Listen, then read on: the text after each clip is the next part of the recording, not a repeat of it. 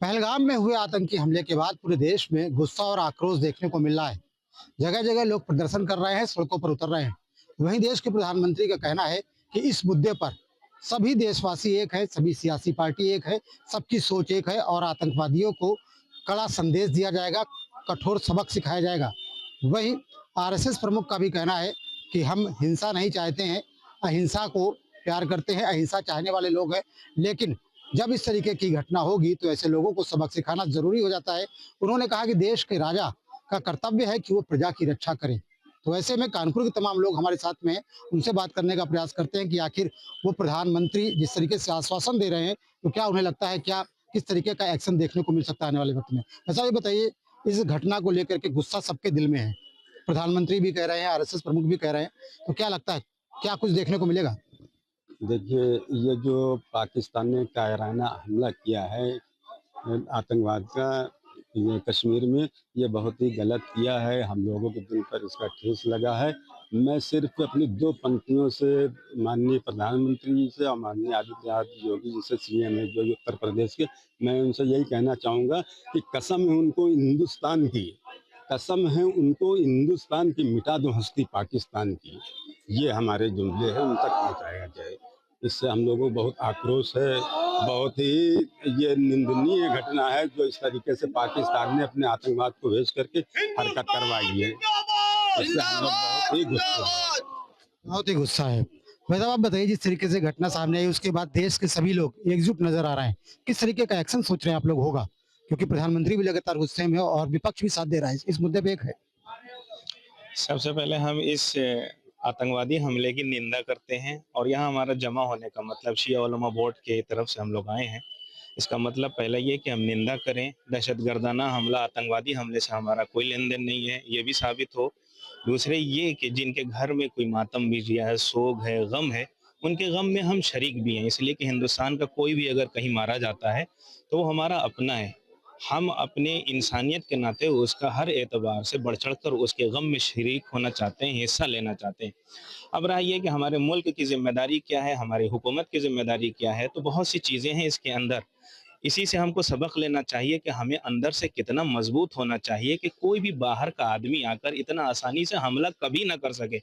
ऐसा सबक सिखाया जाए कि कभी जालिम, कोई भी दहशतगर्द हमला करने वाला 100 मरतबा सोचे, उसे वो दंड याद आए कि जो उसे इस मर्तबा मिला हो, जिसके बाद वो कभी हिम्मत ना कर सके। और सिर्फ हिंदुस्तान में जो दहशतगर्दाना आतंकवादी हमला हुआ है, सिर्फ इसको नहीं, दुनिया में जो यूएनओ में बैठे हुए लोग जो जालिम के खिलाफ नीतियां बनाते हैं, उनको भी समर्थन में लिया जाए।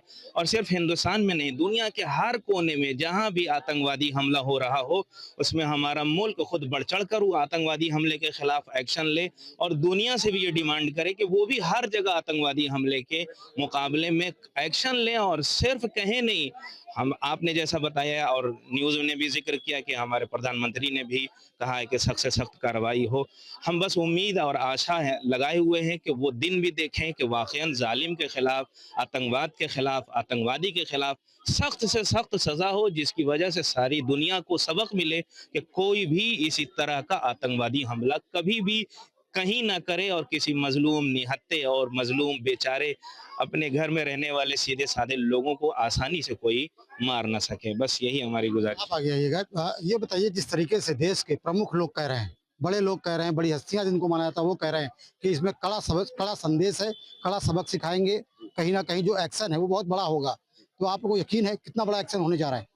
सर अब एक्शन तो सर यही होना चाहिए कि अब बस पाकिस्तान की खात्मा होना चाहिए बस इस टाइम।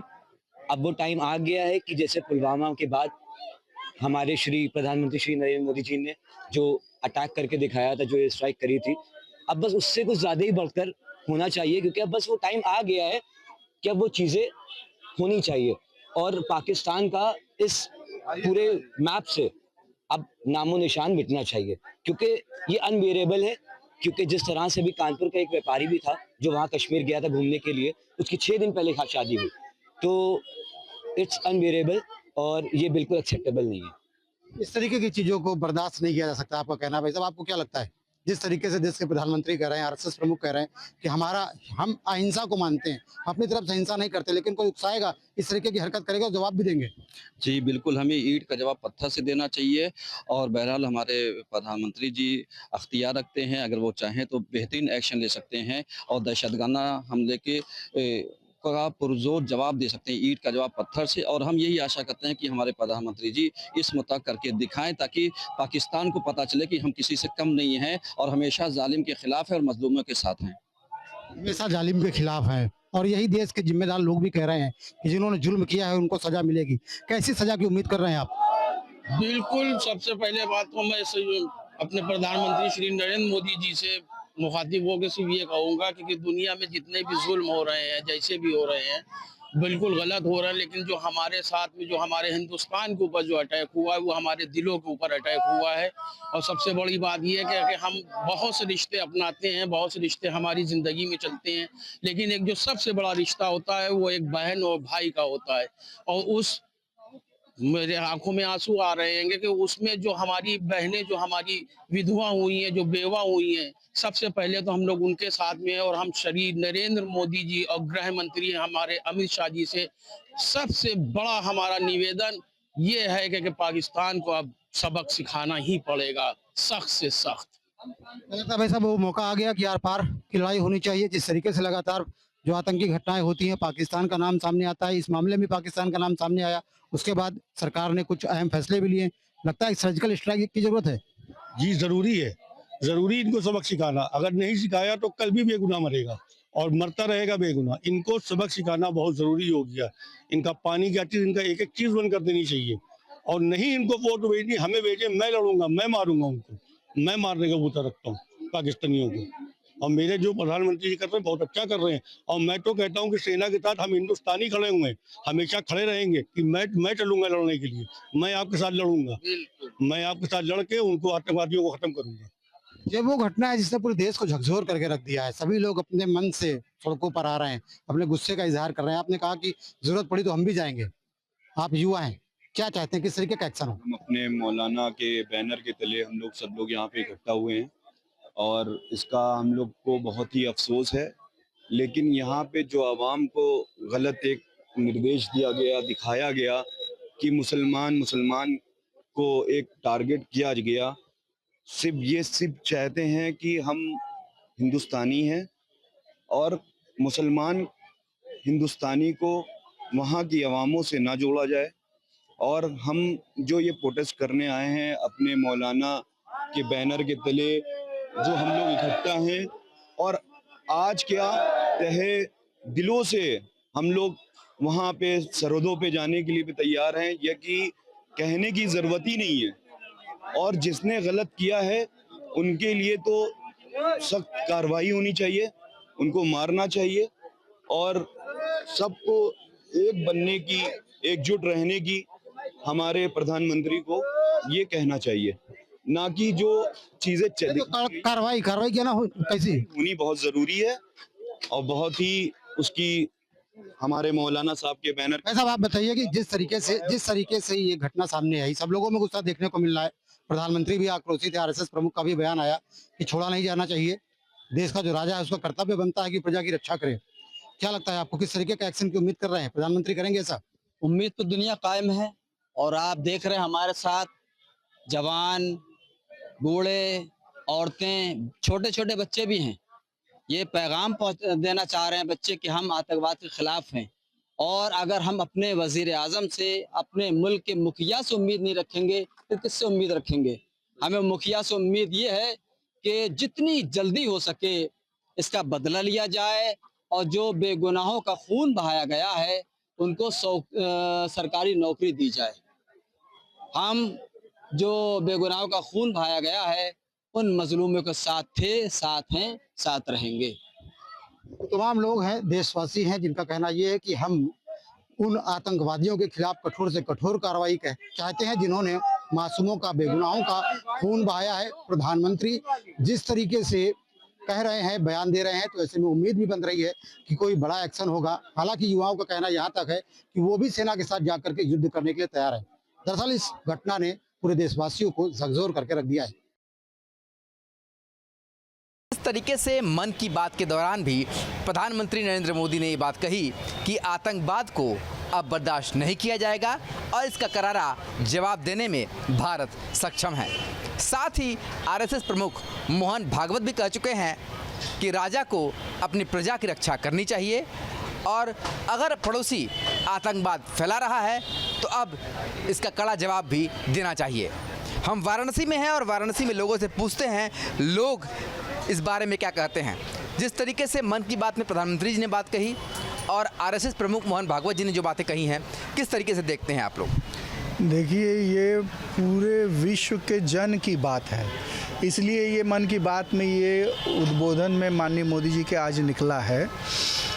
और आतंकवाद का सूत्रधार अगर पूरी दुनिया में देखा जाए, चाहे 9/11 अमेरिका में होता है, चाहे 26/11 मुंबई में होता है, उसका सूत्रधार कहीं ना कहीं लादेन एबटाबाद में पकड़ा जाता है, तहब्बुर राणा अमेरिका से पकड़ करके आता है जो पाकिस्तानी आर्मी का डॉक्टर है।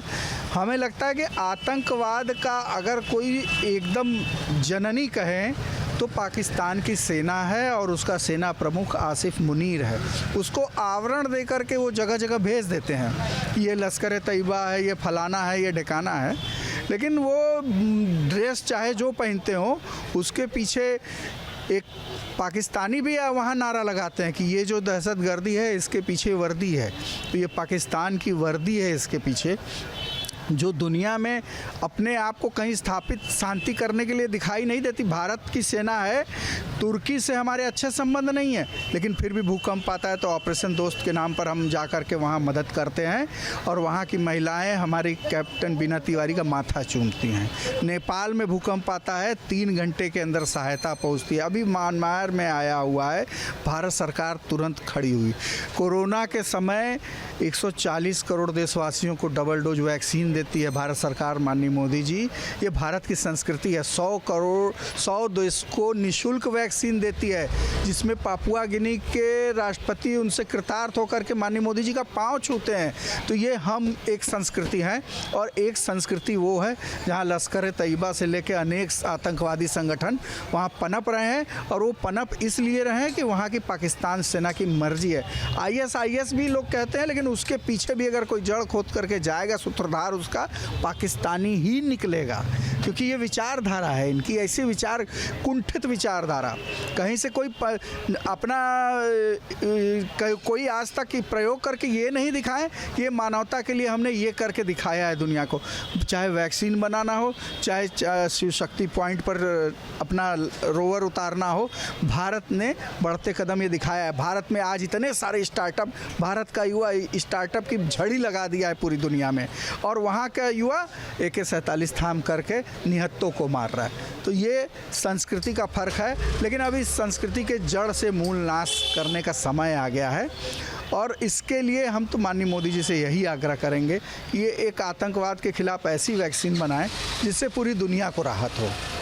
क्या लगता है आपको, जिस तरीके से आतंकी घटना के बाद प्रधानमंत्री मोदी ने आज मन की बात की, उससे क्या आपके अंदर आशा जगती है कि किस तरीके की कार्रवाई अब आतंकवाद के खिलाफ सरकार करने जा रही है? जी, जैसा लगता है कि मोदी जी का ये कहना है कि मोदी हैं तो मुमकिन है, और सारे 140 करोड़ देशवासियों की ये भावना है और मोदी जी पर विश्वास है कि मोदी जी अब हिसाब चुन चुन कर लेंगे, क्योंकि बर्दाश्त करने की भी एक हद होती है। कहीं कंठी और रुद्राक्ष का माला और तिलक कलावा देख करके, नाम पूछ करके, धर्म पूछ करके अगर ये ऐसी हमला होती है तो इसका मतलब कहीं ना कहीं से वो हमारी संस्कृति को चुनौती दे रहे हैं।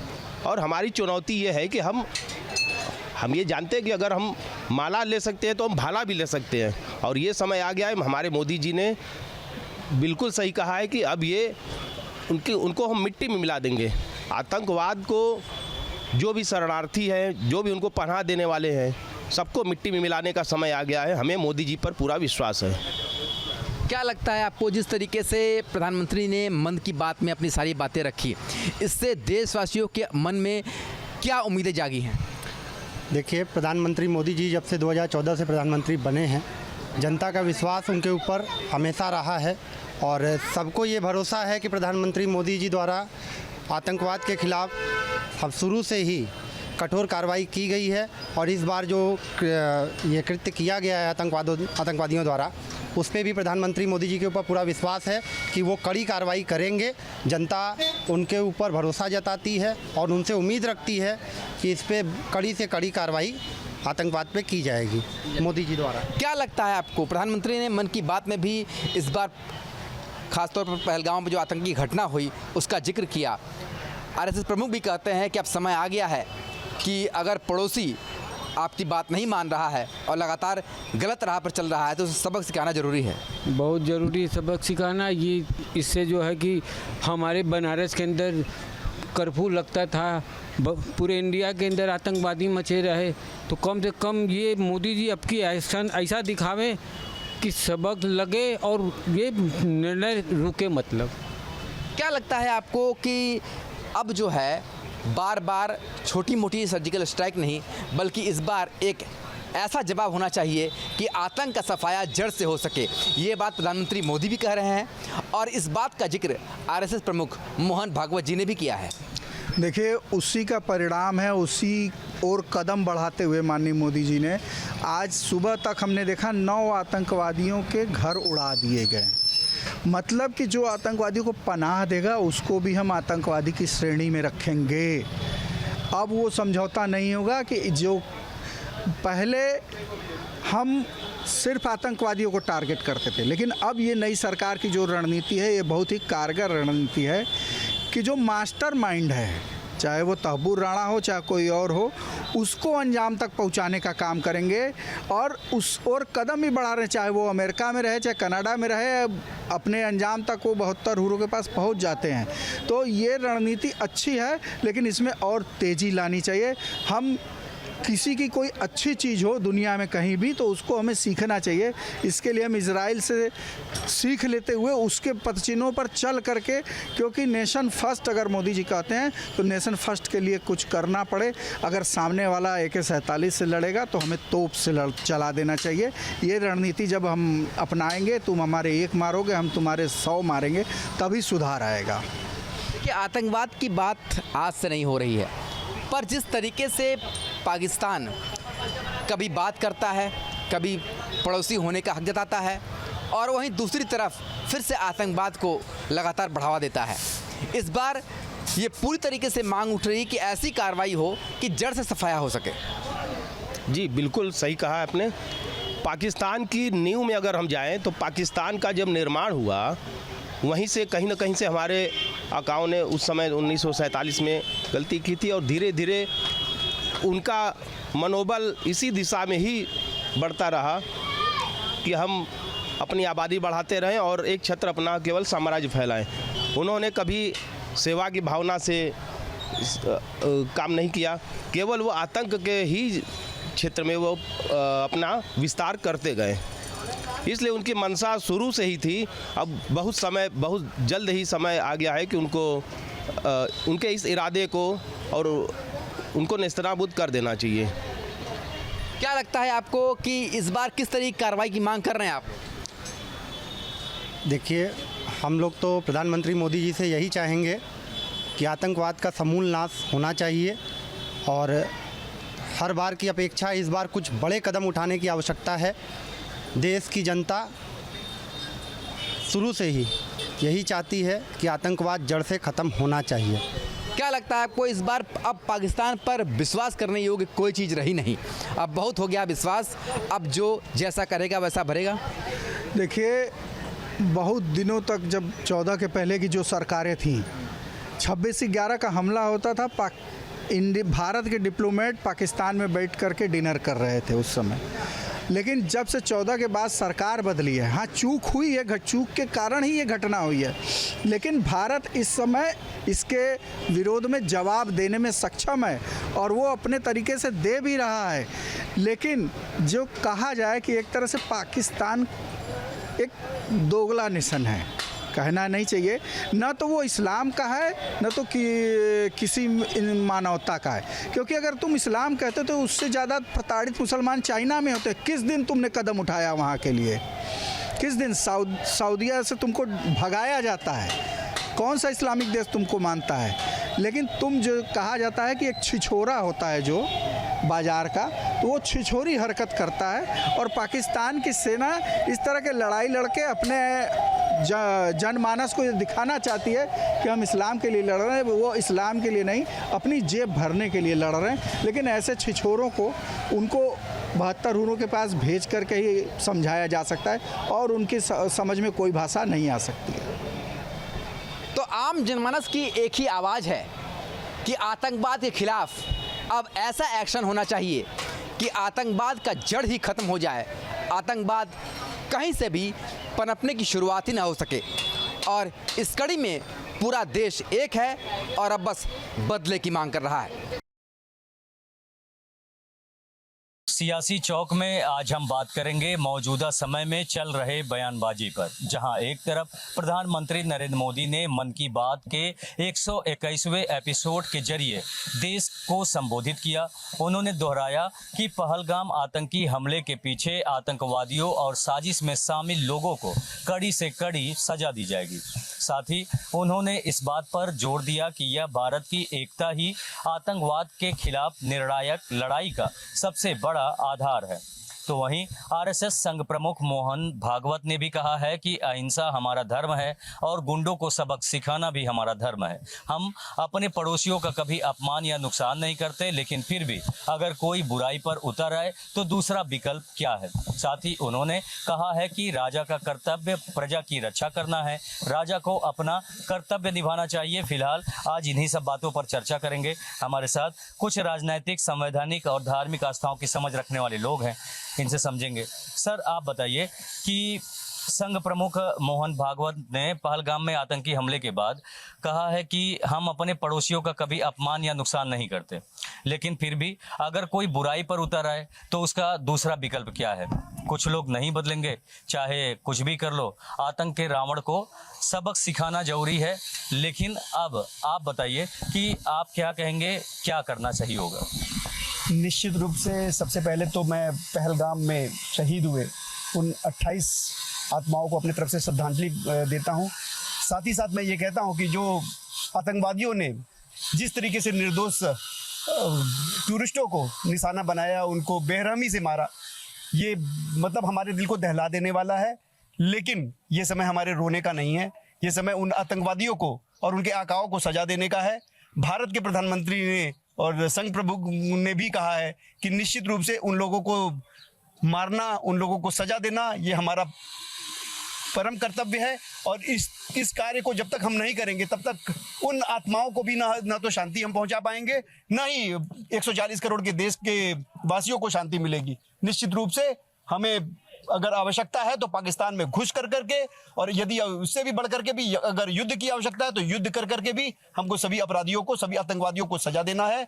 और पाकिस्तान को भी अगर वो इसमें अपने इन कार्यों से बाज नहीं आता है तो उनको भी बहुत बुरी तरीके से सजा देने की आवश्यकता है। ठीक है, और भी लोग समझेंगे। सर, आप बताइए कि जिस तरीके से प्रधानमंत्री मोदी ने 5 तरह का एक्शन लिया है, बूंद बूंद के लिए तरसाने का आदेश जारी किया है, क्या कहेंगे और क्या करना चाहिए। जी देखिए, पहली बात तो मोदी जी से मैं ये कहूँगा कि मन की बात ना सुनाए, जनता के मन की बात सुने। 140 करोड़ जनता जो है उनके मन की बात सुने। आप जल की संधि, मुझे अभी आपने पुलवामा में भी जल की संधि खत्म की थी, उसके बाद कोई संधि नहीं हुआ, फिर आप पहलगाम में कौन सी संधि कर रहे हैं। जनता को आप बेवकूफ़ समझ रखे हैं क्या। आपको देश को जवाब देने की जरूरत है कि इतना बड़ा इंटेलिजेंस फेलियर हुआ कैसे, ये देश को जवाब दीजिए। आप क्या एक्शन ले रहे हैं वो एक्शन करके दिखाइए। देश की जनता एक्शन चाहती है, आपके मन की बात नहीं सुनना चाहती है। आपने हर बार कुछ ना कुछ किया, उसका ढोंगा अलग तरीके से लपेटा। आपने नोटबंदी की, कहा कि हमने आतंकवादियों का कमर तोड़ दिया, ये कमर टूटा है। आपने 370 खत्म किया, बोला अब आतंकवाद खत्म हुआ, ये खत्म हुआ है। अमित शाह जी और मोदी जी कहते हैं कि देश मजबूत हाथों में है, ये अगर मजबूत हाथ है तो कमजोर हाथ कैसे हैं।